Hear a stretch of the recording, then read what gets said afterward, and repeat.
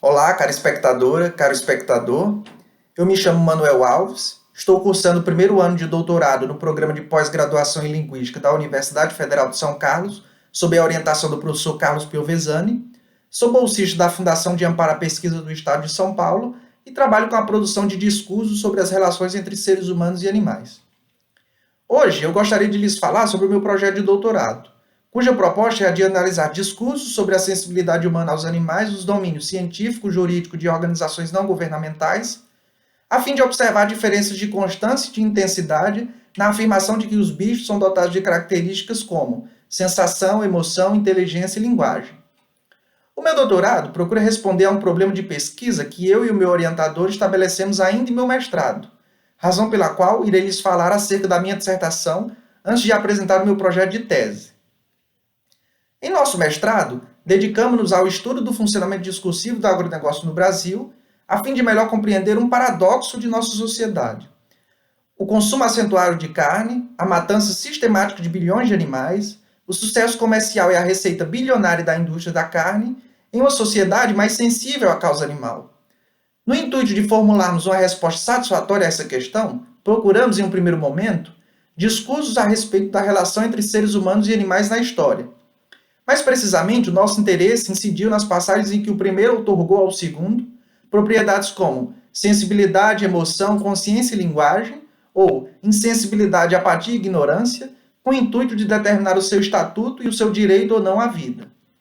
Partimos de unidades discursivas conhecidas, como certos campos do saber, períodos, autores e obras, mas à procura da identificação de enunciados e discursos mais essenciais, cujas força e alcance fazem com que ultrapassem esses domínios de saber, passem de um a outro autor, se expandam e transponham as fronteiras do tempo e do espaço, das eras e dos lugares. Esses discursos mais fundamentais são três: o de que os animais possuem características positivas e podemos matá-los e comê-los desde que realizemos certos procedimentos ritualísticos; o de que os animais possuem características positivas e por essa razão não devemos matá-los e comê-los; e o de que eles possuem características negativas e por essa razão estamos autorizados a fazê-lo. Essa primeira investida, caracterizada pelo sobrevoo histórico de que falamos, nos revelou algumas informações interessantes. Ao analisar, por exemplo, mitos e ritos de sociedades ditas primordiais, bem como livros de mitólogos que comparam essas narrativas com resquícios arqueológicos dos homens pré-históricos, constatamos a existência de pelo menos dois discursos. O primeiro enxerga certos animais como seres divinos, dotados de qualidades como consciência e linguagem, e com quem os homens estabeleceram um contrato baseado no seguinte termo: estes últimos apenas poderiam matar os primeiros e se alimentar dos seus corpos se realizassem certos rituais que garantiriam o retorno da alma animal para a natureza. O segundo, por sua vez, não mais enxerga os animais como descrito acima, mas na direção oposta. Esses seres perdem o seu status divino, suas habilidades cognitivas e linguísticas, e são mortos sem a mesma reverência e cerimônia praticadas pelos partidários do discurso anterior. A antiguidade greco-latina também foi palco de dizeres e de ambivalências a esse respeito. Ao analisar livros de filósofos antigos, também encontramos pelo menos dois discursos contrastantes. O primeiro deles, encarnado sobretudo na figura de Pitágoras de Samos, enxerga os animais como seres dotados de alma, cuja deglutição pelos seres humanos está interditada. Essa posição é caudatária da doutrina da transmigração das almas, que prega que as almas vêm e vão deste mundo, assumindo diferentes formas a cada vez. Também prega o vegetarianismo e o cuidado com os animais, que podem ter almas antes humanas. O segundo, entretanto, representado por Aristóteles, destitui essas criaturas de alma e de outras propriedades positivas e as opõe ao animal racional, político e linguístico que é o ser humano, cidadão ateniense. O discurso personificado por Aristóteles perdurará pelo universo douto da Idade Média, e a imensa maioria dos teólogos católicos aliará ensinamentos bíblicos e aqueles legados pelos gentios gregos para manter rebaixado o estatuto dos animais e despojá-los de qualidades positivas. Mas ainda que essa posição, embora hegemônica, não é total e definitiva.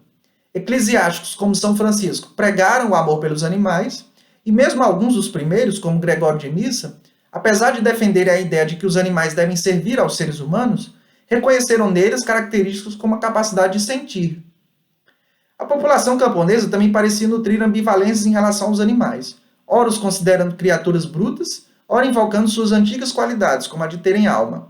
É o que nos mostra documentos inquisitoriais acerca do sabá. O depoimento de muitos camponeses assinala a sua crença no poder mágico de certas criaturas do reino animal, lembrando elementos dos mitos e ritos que analisamos e da filosofia de Pitágoras de Samos. A modernidade também foi palco de refluxos e recrudescimentos na sensibilidade humana aos animais. René Descartes leva às últimas consequências a percepção religiosa dos bichos, né, e alia um conhecimento científico que está se formando, descrevendo-os como meros autômatos despojados de qualquer propriedade positiva. Para o filósofo, os animais não sentem dor, não têm emoção, não têm inteligência. São máquinas a serviço do homem. Entretanto, o desenvolvimento de outras pesquisas científicas na área natural, em especial as concentradas em Charles Darwin, devolve aos animais características como a sensibilidade, a emoção e a inteligência. A filosofia e as humanidades também materializam discursos nessa direção. Jean-Jacques Rousseau, por exemplo, reconhece a sensibilidade nos animais, além de defender que os homens lhes devem algum respeito por compartilharem da mesma condição de ser sensível. Em nosso tempo, encontramos em muitos lugares discursos sobre a sensibilidade humana à causa animal. Para citarmos apenas um exemplo, a filosofia ética dispensou todo um campo ao que ela chama de especismo e a quem ela também chama de seres não humanos, atribuindo aos animais qualidades diversas como razões suficientes para que não os matamos e comamos. Essa sensibilidade, contudo, é contraposta pela existência da indústria da carne, cujo discurso produz, fundamentalmente, sentidos que concebem carnes e outros artigos de origem animal como mercadorias e alimentos, enquanto apaga outros dizeres que assinalam a condição animal desses produtos comercializados por ela e o processo industrial pelo qual passam essas criaturas. Se podemos compreender bem em nossa dissertação um dos lados do paradoxo que mencionamos, o do sucesso comercial do agronegócio brasileiro, nos sentimos impelidos a compreender o outro lado, o da sensibilidade humana aos animais, que havia começado a surgir em nossa pesquisa. O primeiro olhar que dedicamos aos dizeres a respeito da sensibilidade humana à causa animal, apresentado de modo bastante sumário nesta minha fala, nos mostrou sua abundância e relevância para o campo dos estudos discursivos, e sentimos a necessidade de melhor compreender a sua materialização em outras esferas da sociedade. Os campos científico, jurídico e do terceiro setor são fundamentais para o nosso propósito, uma vez que a constituição, a formulação e a circulação de discursos sobre o tema se processam ali de modo privilegiado. Assim, este trabalho pretende apresentar desenvolvimentos preliminares do nosso doutorado, cuja proposta é, como lhes dissemos no início desta exposição, a de analisar discursos sobre a sensibilidade humana aos animais nos domínios científico, jurídico e de organizações não governamentais, a fim de observar diferenças de constância e de intensidade na afirmação de que os bichos são dotados de características como sensação, emoção, inteligência e linguagem. Procuramos verificar a hipótese de que, mesmo no interior desses dizeres pró-animais, o reconhecimento de sua dor e de sua sensibilidade é mais constante e intenso do que o reconhecimento de suas capacidades cognitivas e mesmo linguísticas. Com base na análise do discurso derivada de Michel Pechet e de Michel Foucault, buscaremos identificar o que é dito sobre a sensibilidade humana aos animais e o modo como são formulados os enunciados a seu respeito nos três campos acima mencionados e desde a década de 70, período marcado pela publicação da Declaração Universal dos Direitos dos Animais.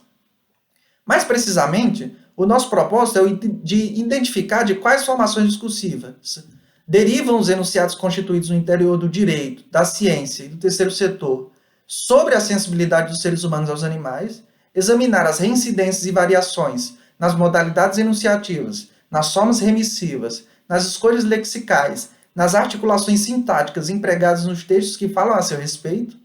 apreender a maior ou menor conservação ou efemeridade dos já ditos acerca da sensibilidade humana aos animais nos enunciados sob análise, verificando quais são aqueles considerados mais pertinentes, discutíveis ou nulos, de que tempos, lugares, sujeitos e instituições provêm, e em que medida essa proveniência consiste em sua valorização mais ou menos eufórica ou então disfórica, analisar de que maneira são retomados, reformulados, refutados ou apagados outros discursos sobre os animais, como os das indústrias da agropecuária, dos cosméticos, etc.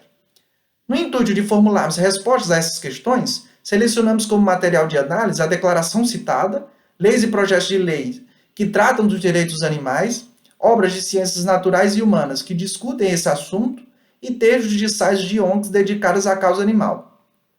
Analisaremos o material mediante o estabelecimento de relações entre os enunciados de cada texto, entre os textos e entre eles e outros já ditos do interdiscurso, focalizando, como é possível perceber em alguns dos objetivos específicos que elencamos, os recursos linguísticos empregados. As análises preliminares nos permitem observar que a sensibilidade humana não é a mesma se trata de animais domésticos ou selvagens, ameaçados ou não de extinção, se advém de uma ou de outra instituição social, como por exemplo ONGs e o setor agropecuário. Também nos permite observar que o campo jurídico parece reconhecer de modo mais constante e intenso a capacidade de sentir dos animais, enquanto o campo científico parece reconhecer mais frequentemente nos animais, além de sua capacidade sensitiva, habilidades cognitivas e até mesmo comunicacionais. Essas considerações, evidentemente, ainda se encontram em um estado hipotético, dada a condição inicial dessa nossa pesquisa. Muito obrigado pela sua atenção. Se você se interessou pela minha pesquisa, gostaria de saber mais a seu respeito e gostaria eventualmente de entrar em contato comigo, é possível encontrar mais informações nos portais da Universidade Federal de São Carlos, da Fundação Dia para a Pesquisa do Estado de São Paulo e da plataforma Lattes. Até mais.